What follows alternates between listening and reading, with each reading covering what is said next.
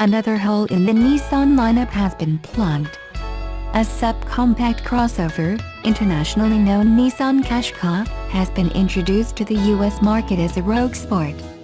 Taking its naming cues from Land Rover's Range Rover Sport, the Hyundai Santa Fe Sport and the Mitsubishi Outlander Sport, Nissan has tacked the moniker on a smaller version of the popular Rogue compact crossover.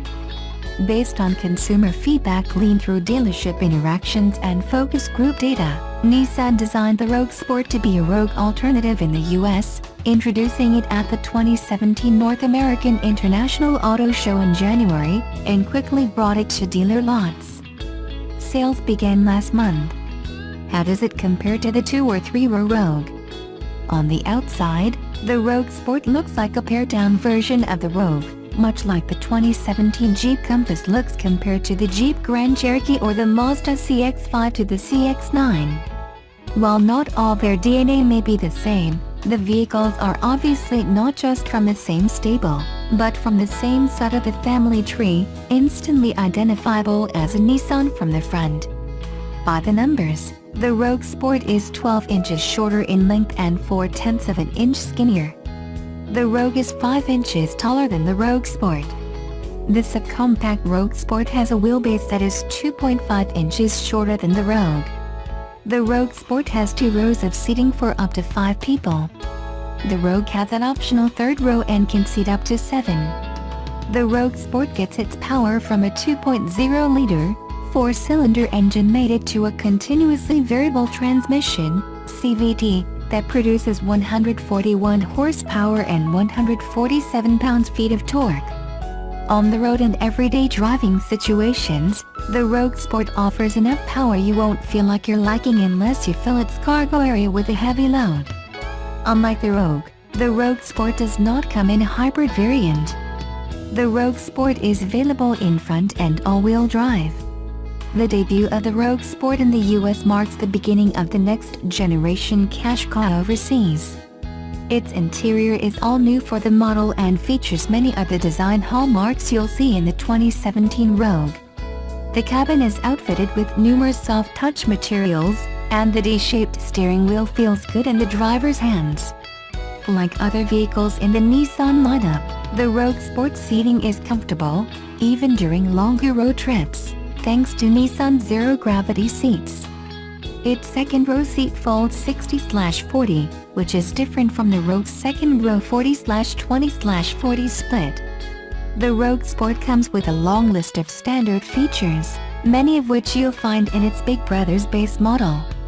Those include Bluetooth, hands-free text assist technology, Siri Eyes-Free, a rear-view camera, a 5-inch color display screen, AM Fathom per Candela audio system with 4 speakers, Sirius XM satellite radio, and auto on-off headlamps. Nissan's infotainment system isn't the most user-friendly system on the planet, but we'll see that changing soon. The 2017 Rogue Sport comes in 3 grades, in front and all-wheel drive. The Rogue Sport SFWD starts at $21,420 and the top-of-the-line Rogue Sport SLAWD comes in at $27,420. That range is competitive with other subcompact SUVs including the HR-V and Mazda CX-3. What is it like to be behind the wheel? Nissan recently treated me to a full day of driving the Rogue Sport in and around Nashville, Tennessee, to review the new SUV. It seems rather simplistic to quote former Arizona Cardinals coach Dennis Green by saying, "They are who we thought they were," but it's absolutely applicable in this situation. The Rogue Sport is just as advertised. It's a smaller Rogue. It plays the perfect foil to the empty nester-focused Murano by appealing to older adults on a fixed income. Its easy ingress and egress makes it a vehicle that will likely be a big seller for the crowd that are still holding onto their PT Cruisers, first-gen Kia Souls, and Chevrolet HHRs. At the low $20,000 price point, the Rogue Sport makes sense as a starter vehicle for teens, college students and young professionals looking for a practical but not boring vehicle that comes equipped with the latest safety technology and won't cost an arm and a leg. Just because it's cheaper than the Rogue, That doesn't mean the Rogue Sport compromises in terms of interior quality, features, or design. I drove the top grade and was impressed by the level of vehicle you get for your money. As far as drivability, the Rogue Sport offers as much power as you need and can easily exceed the speed limit without feeling like you're going to lose control. It carries its speed well, even when your foot is off the gas. Getting up to speed on the highway isn't a problem, and neither is finding enough horses to pass slower traffic. Like the rest of its lineup, Nissan has made the Rogue Sport driver-centric in its handling and dynamics. It doesn't deliver the peppiest ride, but it isn't a nearly as frustrating experience as being behind the wheel of the Honda HR-V. With limited body room, the Rogue Sport corners well, and parking is easy thanks to an impressively tight turning radius. Braking strength is as expected and readily available on demand. Nissan has a clear winner on its hands. Can it outsell the top-performing subcompact SUV on the market right now, the Jeep Renegade? We might not find out right away. Word has it that Nissan is strongly considering reporting Rogue and Rogue Sport sales combined, like Ford does with the F-Series. 6 different Ute platforms have been confirmed as eligible and homologated for the opening season, including the Ford Ranger, Toyota Hilux, Mitsubishi Triton, Mazda BT50, Holden Colorado and Isuzu D-Max. Series organizers revealed the first 2 race-ready Utes, a Ranger and Triton, at an event in Townsville yesterday.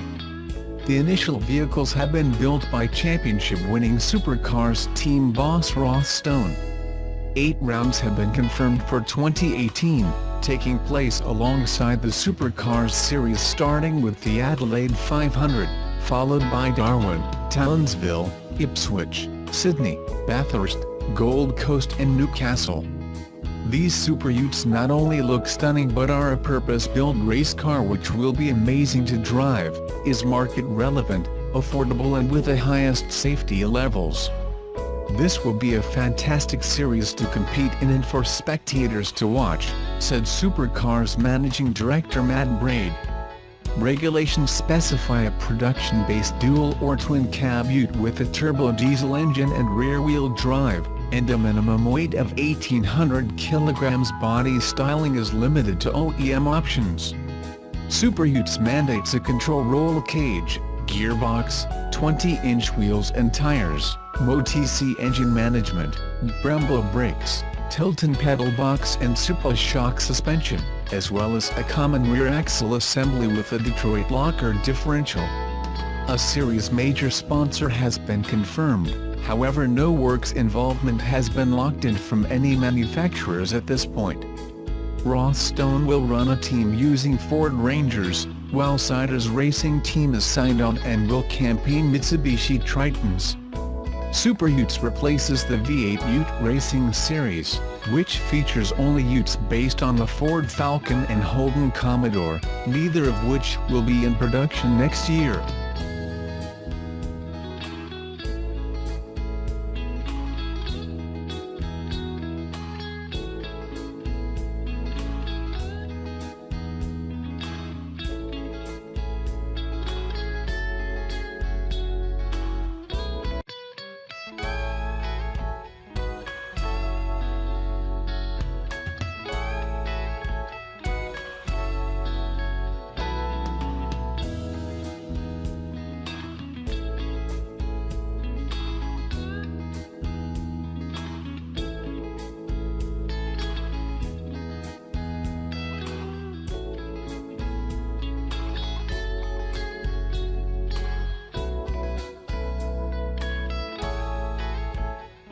The latest model gains a new range-topping trim, more aggressive front-end design and, from spring 2018, new propullet semi-autonomous technology.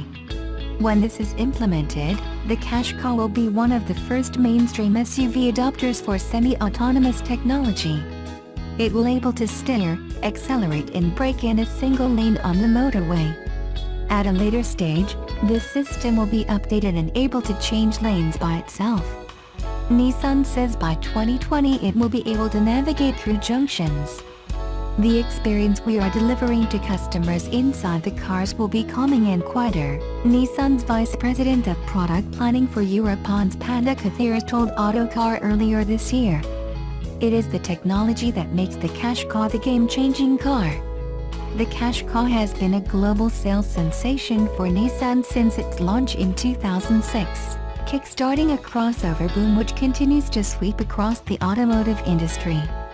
However, in recent years the Qashqai has faced growing competition from a number of other manufacturers. Cars like the Seat Ateca, Volkswagen Tiguan and Kia Sportage are providing tough rivalry, so this facelift is Nissan's chance to reassert its dominance in the segment. Upgrades to the interior of the facelift Qashqai include a new look infotainment system and a new steering wheel with updated multi-function controls. An updated options list now includes a 7-speaker sound system, while new Tecna Plus trim tops the range aimed at the growing market of premium buyers. Tecna Plus gets new alloys, Nappa leather seats and more luxurious materials around the center controls, and it will push the Qashqai into rivalry with premium crossovers like the BMW X1 and Audi Q3. Engines will be carried over from the current model, which means there will be the same choice of 1.2-liter and 1.6-liter petrol options, as well as 1.5-liter and 1.6-liter diesels. There's also upgrades to the safety equipment available on the Qashqai. The automatic emergency braking now gets pedestrian detection, while there's a rear cross-traffic alert to help while reversing. The Qashqai currently starts from £18,795, but because of these upgrades it's expected that the price will rise for facelift. It won't be a steep increase though because Nissan will want the crossover to remain competitive in the segment. At its current price it is already slightly more expensive than the Ateca and Sportage. The Qashqai will be built at Nissan's Sunderland plant alongside the Leaf, which is set to be replaced later this year, and Juke, as well as the Q30 and QX30 of sub-brand Infiniti. Sunderland's annual output at last year's count was 507,436 vehicles.